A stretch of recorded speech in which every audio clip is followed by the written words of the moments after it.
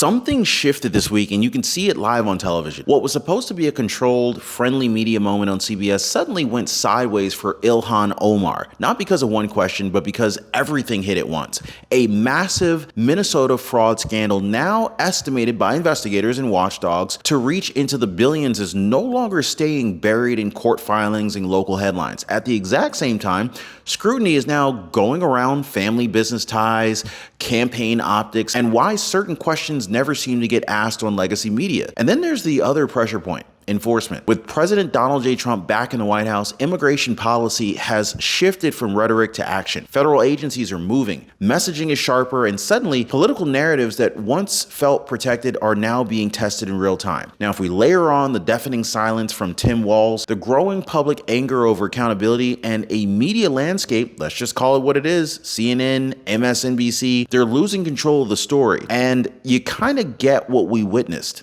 This is a moment of visible strain that couldn't be spun away by MSNBC or even CNN. Well, tonight we're breaking down why that CBS interview mattered, how these threads collided, and why this wasn't just a TV stumble. This was a warning sign. Stick with me, guys, because this story only gets bigger from here. Be sure to hit the like button. Thank you so much for subscribing to the channel. Let's go ahead and lock in the timing, because timing is everything here. Now, this didn't happen in a vacuum. This wasn't some random cable news hit in a slow news cycle. This interview happened on December 29, 2025, after months of mounting pressure that Ilhan Omar couldn't outrun anymore. Now, federal investigations that are tied to Minnesota's welfare and social services programs, they were already public. Criminal convictions were already on the books. Asset seizures were already being discussed. Public trust in state leadership was already cracked. And conservative media had already moved this story from local scandal to national outrage. Now, at the exact same time, Donald J. Trump was no longer just campaigning. He was governing. Immigration enforcement wasn't theoretical anymore. It was operational, visible, real. So when Ilhan Omar walked into that CBS studio, this wasn't a safe space. This was a pressure chamber. Every unanswered question carried more weight. Every deflection landed harder. And for the first time, the protective bubble felt thin.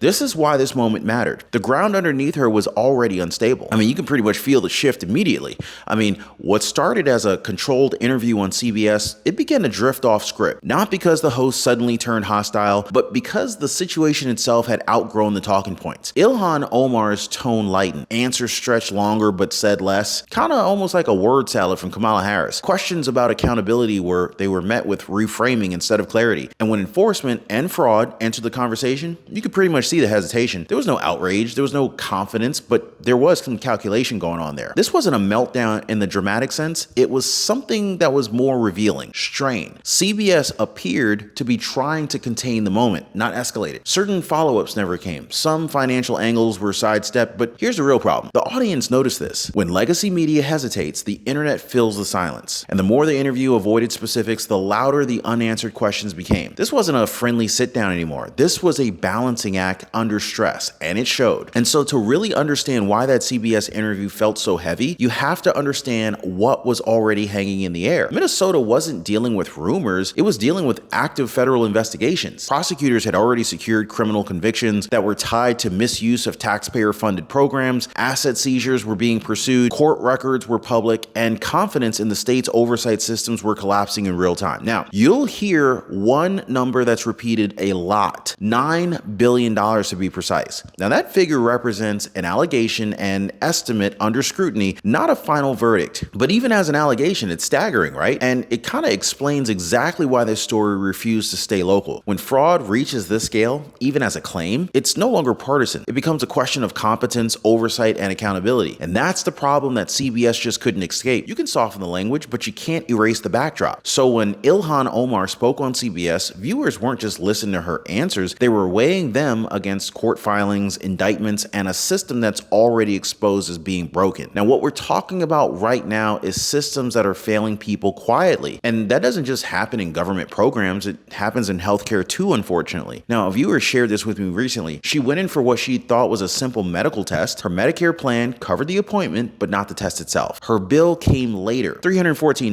Now, she didn't yell, she didn't argue, she called her daughter crying because that bill hit on top of everything else. Now, here's the part that nobody tells you. This happens not because people did something wrong, but because coverage gaps are hidden in the fine details. This is why I partner with Chapter. They go line by line through your Medicare coverage and flag uncovered tests before they turn into bills that wreck your month. Nobody wants that bad news, and Chapter makes sure that it never happens to you. Now, most people watching this, they're already calling the phone number for Chapter right down below on your screen, 909-563-8279, or they are clicking the link down below in the description of this video, askchapter.org/Ron, because prevention beats panic every single time. Trust me. Now, here's where everything changed, folks. This story didn't go national because of a press release. It went national because people saw it. Independent reporting, cell phone footage, drone shots, closed facilities still receiving funding, luxury vehicles parked outside buildings listed as community aid centers.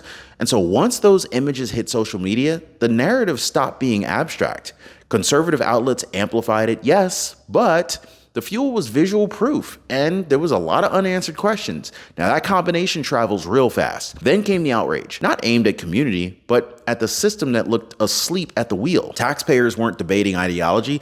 They were asking a simple question. How did this go on for so long? That's why the story struck. It wasn't about politics at first. It was about accountability. And once that frame locked in, legacy media lost control of the storyline. By the time CBS sat Ilhan Omar down, the narrative had already escaped Minnesota. The country was watching. And as this story grew louder, another question started echoing just as loud. Where was the governor in all this? Now, for weeks, calls mounted for Tim Walz to address what was happening under his watch. Not accusations, explanations, not spin, clarity. But what many Minnesotans and viewers nationwide perceived instead was delay, deflection, and distance. That silence mattered. Because when leadership doesn't speak early, others define the narrative for them. And in this case, the vacuum was filled with frustration. Frustration from taxpayers, from whistleblowers, and from people who felt that the system had just failed at the most basic level, oversight. This is not about assigning guilt. This is about political gravity shifting. Every day without a clear, forceful response made the issue feel bigger and heavier and harder to contain. And by the time that Ilhan Omar appeared on CBS, well, the silence was part of the backdrop. There were unanswered questions hanging over the entire interview. And so this is the point where optics took over. As investigations expanded and headlines multiplied, public reporting began focusing on business activity that was connected to Omar's family. There were no indictments, no charges, but something else was there. Timing. Observers noticed website changes, names quietly removed, and corporate details altered just as scrutiny intensified. In politics, that kind of timing doesn't go unnoticed. So when nothing illegal is proven, perception becomes its own force. This is why the $30 million figure entered the conversation, not as a verdict, but as a question. How did these finances grow? Why now? And why the sudden digital cleanup? This matters because trust in public office isn't just about legality, it's about transparency. When investigations are active and optics shift at the exact same time, confidence erodes real fast. CBS avoided that lane. Online audiences did not. And once again, the gap between what was asked and what wasn't, it became part of the story. So here's where the media problem became unavoidable. Answers didn't need a gotcha moment to sense something was off. They noticed what wasn't asked. They noticed which threads were gently redirected. And they noticed how quickly certain lines of questioning disappeared once things got uncomfortable. That's the danger zone for legacy media, because silence doesn't stay silent anymore. Online audiences paused clips, replayed answers, compared them to reporting that they had already seen,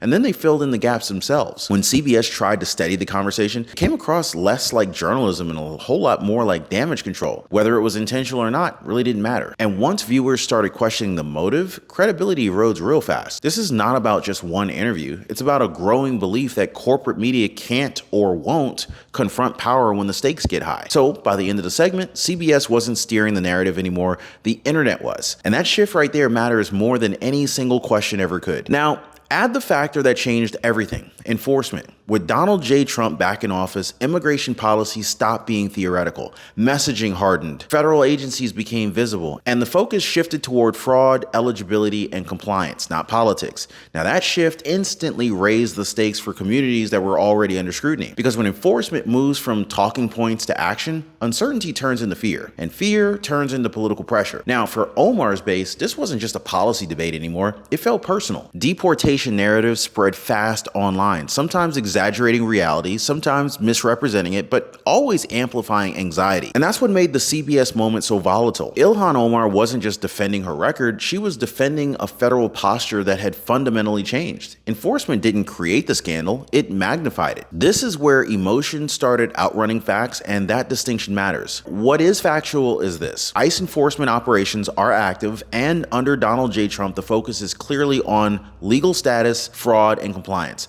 That's just policy. That's public, and it's not hidden. Now, what's not factual are some of the exaggerated numbers and panic-driven claims spreading online. Legal residents are not being randomly targeted. Deportation is a legal process, not a headline stunt. But once the fear enters the conversations, the nuance disappears real fast. Now, in Minnesota, the fear turned political. Community anxiety blended with outrage over fraud. Every enforcement action was interpreted through a political lens. And for elected officials that are tied to those communities, pressure multiplied instantly. This wasn't just about immigration anymore. This is about trust. Who told the truth? Who exaggerated, who lied, and who benefited from the confusion. And that confusion right there fed directly into Ilhan Omar's CBS moment. Now, this is where everything converged. The CBS interview didn't collapse because of one bad answer. It buckled under 4 simultaneous pressures: fraud headlines, media skepticism, family financial scrutiny, and federal enforcement. Now, each of these, on their own, they could easily have been managed. Together, they overwhelmed the narrative. The fraud story raised all sorts of questions about oversight. The family business optics raised questions about transparency. Media hesitation raised questions about credibility. And enforcement raised questions about political protection. That's the collision. Omar wasn't just responding to a host. Omar was responding to a system that could no longer contain the story. CBS couldn't isolate one issue without triggering another. Every answer created a new opening. Every deflection invited more scrutiny. This wasn't chaos, it was inevitability. When multiple accountability lines converge, even carefully managed moments crack. And that's exactly what viewers saw. This is bigger than Ilhan Omar. What you're watching right now is a shift in how power is challenged in real time. Now, for years,